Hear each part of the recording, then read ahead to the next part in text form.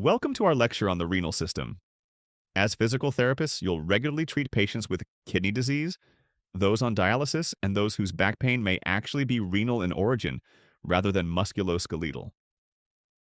Understanding how the kidneys work and recognizing when symptoms point to a renal source is essential for safe clinical decision-making. Let's get started. The kidneys serve two broad roles: maintaining homeostasis and providing endocrine support. On the homeostasis side, the kidneys filter the blood, regulate fluid balance, maintain electrolyte levels, and control acid-base status. On the endocrine side, they produce erythropoietin to stimulate red blood cell production and activate vitamin D into its usable form, calcitriol, which supports calcium absorption and bone health. To remember the main functions of the kidney, remember this helpful mnemonic A wet bed. A for acid-base balances, W for water balance, E for electrolyte balance, T for toxin removal, B for blood pressure control, E for erythropoietin production, D for vitamin D metabolism. Quick tip: the right kidney sits slightly lower than the left because of the liver above it. Now let's discuss the anatomy of the renal system. Let's begin with the path urine takes through the system. As shown on the screen, urine is formed in the kidneys, travels through the ureters via peristaltic contractions, is stored in the bladder by the detrusor muscle, and exits through the urethra. To understand filtration, you need to know the nephron, the functional unit of the kidney. Blood enters the glomerulus where filtration begins. The filtrate then passes through the proximal tubule, which reabsorbs most water, sodium, glucose, and amino acids. The loop of Henle creates a concentration gradient. The distal tubule fine-tunes electrolyte levels, and the collecting duct responds to antidiuretic hormone, or ADH, to determine the final concentration of urine. Now that we understand the anatomy of the system, let's cover pain patterns. Renal pain can mimic back pain, so recognizing its patterns matters for differential diagnosis. There are two main sources to distinguish: pain from the kidney itself and pain from the ureter. Kidney pain presents as a deep, aching, constant pain in the flank region around the T10 to T12 dermatomes. This occurs when the renal capsule is stretched, such as from infection or swelling. Ureteral pain is different. It's severe, colicky, and comes in waves because the ureter is repeatedly contracting against an obstruction, usually a kidney stone.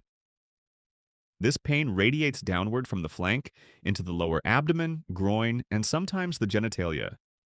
The key differentiator is the quality of the pain. Constant, deep flank ache points to the kidney. Wave-like cramping pain that radiates to the groin points to the ureter. If a patient's back pain doesn't change with movement or position, consider a visceral source. Let's shift to renal pathologies, starting with acute kidney injury, or AKI. AKI is a sudden decline in kidney function that develops over hours to days. It causes a buildup of waste products, fluid retention, and electrolyte imbalances. The key point is that AKI is often reversible if treated promptly. The major common causes can be remembered with this mnemonic: SHTOP. S for sepsis, H for hypovolemia, T for toxicity, O for obstruction, P for parenchymal disease. AKI is classified by where the problem originates: prerenal, intrarenal, or postrenal. Prerenal causes are the most common. This means the kidneys aren't receiving enough blood flow, usually from dehydration, blood loss, shock, or severe hypotension.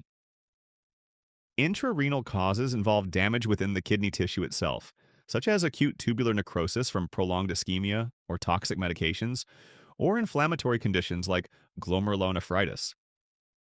Postrenal causes occur when urine flow is blocked after it leaves the kidney, most commonly from kidney stones or an enlarged prostate. As shown on the screen, common signs and symptoms include decreased urine output, also called oliguria, fluid retention, shortness of breath, nausea and vomiting, and confusion. AKI progresses through 4 phases. Onset, the initial insult to the kidneys; oliguria, occurring within 1 to 7 days; diuretic, lasting 1 to 3 weeks; recovery, spanning 3 to 12 months. You can remember them with the mnemonic ODOR. During the oliguric phase, urine output drops significantly, and any urine present is typically dark brown. In the diuretic phase, output gradually increases as the kidneys begin to recover. The recovery phase is when kidney function returns toward normal, though some patients may develop long-term complications or progress to chronic kidney disease.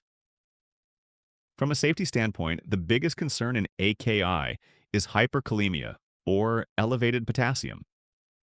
High potassium interferes with cardiac conduction and can trigger life-threatening arrhythmias. Monitor vitals closely and avoid strenuous activity in these patients. Quick tip: a sudden rise in BUN and creatinine with dropping urine output signals, AKI. Watch for hyperkalemia, as it carries a cardiac arrhythmia risk. Now let's look at chronic kidney disease, or CKD. CKD is a progressive and irreversible decline in kidney function that develops over months to years. By definition, it has been present for at least 3 months. The primary causes are diabetes and hypertension, which account for the majority of cases. Secondary causes include polycystic kidney disease and chronic glomerulonephritis. CKD is staged 1 through 5 based on glomerular filtration rate, or GFR. As shown on the screen, stage 1 represents near normal function, and stage 5 represents less than 15% function, which is end-stage kidney disease requiring dialysis or transplant. As kidney function declines, the effects spread across multiple body systems. Hematologically, the kidneys produce less erythropoietin, leading to anemia, fatigue, and reduced exercise tolerance. In the musculoskeletal system, decreased vitamin D activation and low calcium contribute to bone pain and renal osteodystrophy, increasing fracture risk. Neurologically, waste products accumulate and can cause neuropathy, cognitive changes, and persistent itching. In the cardiopulmonary system, fluid overload leads to edema, shortness of breath, and hypertension. Know this: in end-stage CKD, almost every body system is affected. For clinical management, exercise capacity is reduced, and sessions need to be paced. Blood pressure monitoring is essential since hypertension is both a cause and a consequence of CKD. As shown on the screen, this table highlights the key differences between AKI and CKD. AKI develops over hours to days and is often reversible. CKD develops over months to years and is progressive. AKI is most commonly caused by reduced blood flow, toxins, or obstruction. CKD is most commonly caused by diabetes and hypertension. AKI typically presents with oliguria and acute fluid overload. CKD presents with anemia, bone disease, and neuropathy. In terms of physical therapy focus, AKI requires stabilization and close monitoring. CKD requires pacing activity, patient education, and scheduling sessions around dialysis days. Both conditions affect nearly every body system, but in different ways. In AKI, expect acute changes like hypotension and pulmonary edema. In CKD, the changes are chronic: hypertension, fluid overload, bone disease, and progressive neuropathy. When the kidneys can no longer filter blood effectively, dialysis takes over that role. There are 2 main types: hemodialysis and peritoneal dialysis. Hemodialysis uses an external machine to filter the blood, typically 3 times per week. Blood is removed from the body through a vascular access site, filtered and returned. Peritoneal dialysis uses the lining of the abdomen, the peritoneal membrane, as a natural filter. Dialysis fluid is placed into the abdominal cavity, waste products diffuse into the fluid, and the fluid is then drained.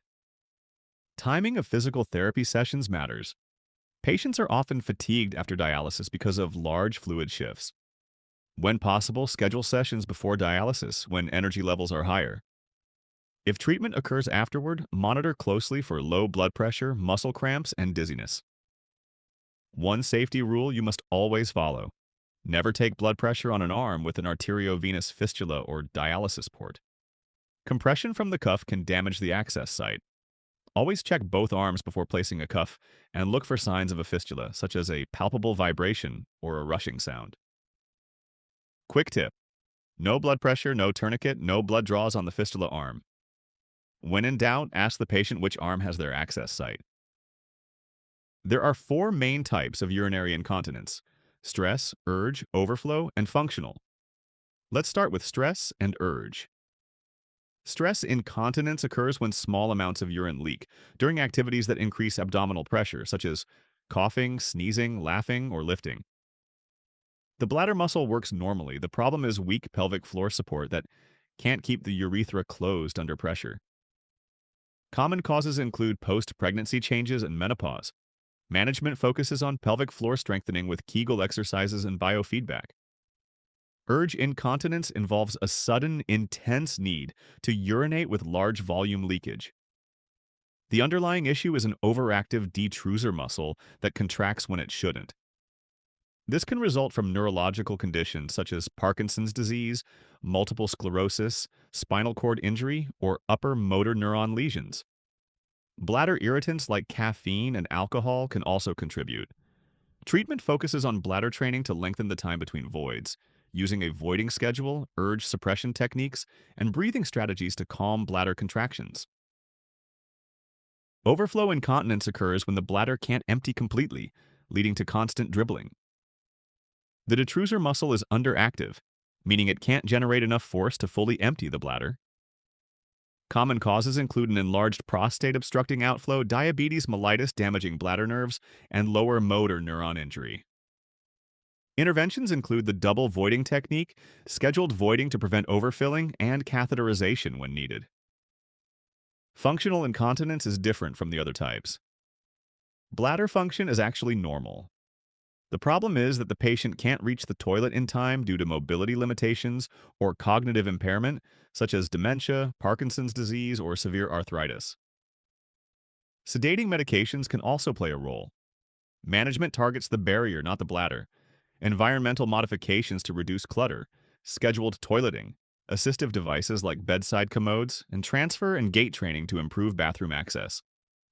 To tie all four types together, stress means strengthen the pelvic floor, urge means train and inhibit the bladder, overflow means double voiding and potential catheterization, functional means improve mobility and access.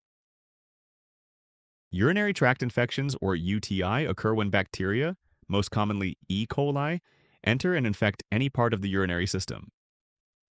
UTI are more common in women due to a shorter urethra that is closer to the rectum. Infections typically start in the lower tract and can ascend to the upper tract. As shown on the screen, there are four types by location. In the lower tract, urethritis is infection of the urethra, and cystitis is infection of the bladder.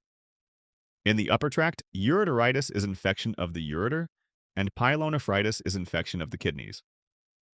Risk factors include female sex, indwelling catheters, diabetes, hormonal changes such as pregnancy, delayed urination, enlarged prostate in men, and neurological conditions. Lower tract infections present with classic urinary symptoms: frequent and urgent urination, burning pain during urination, foul-smelling urine, abdominal pain, and blood in the urine. These are common and generally manageable with antibiotics. Upper tract infections, specifically pyelonephritis, present very differently: high fever, chills and shaking, side or back pain, and nausea or vomiting. To assess for an upper UTI, perform costovertebral angle percussion, sometimes called Murphy's punch sign. This involves firmly tapping over the costovertebral angle on the patient's back. Significant pain with this maneuver suggests kidney involvement and requires urgent medical referral. Medical management includes antibiotics and pain management. From a physical therapy standpoint, educate patients on these techniques. Wipe from front to back, void after intercourse to flush bacteria, and avoid bubble baths and scented products in the groin area. Know this: if left untreated, UTI during pregnancy can pose risks to both the mother and baby, including premature birth and low birth weight. Older adults often present with atypical signs of urinary tract infection. Instead of classic urinary symptoms, they may show new-onset confusion or delirium, agitation or hallucinations, and decreased participation in therapy. Fever and painful urination may be absent entirely. This happens because the infection triggers systemic inflammation that can cross the blood-brain barrier, and aging blunts the normal immune response, making typical signs less obvious. When an older patient who is previously oriented becomes suddenly confused or agitated, UTI should be high on your list. Lastly, let's discuss kidney stones. Kidney stones cause a very distinctive presentation. The pain is severe, colicky, and radiates from the flank to the groin or genitalia. Blood in the urine, nausea, and vomiting are common. Patients with kidney stones are restless and unable to find a comfortable position. They're constantly shifting and writhing. This contrasts with peritonitis, where patients lie perfectly still because any movement worsens the pain. Know this: severe colicky pain with radiation to the groin requires immediate referral. For more videos like this, visit typicalpt.com. The full course covers every topic on the NPTE to help you pass the first time. Thanks for watching, and we'll see you in the next one.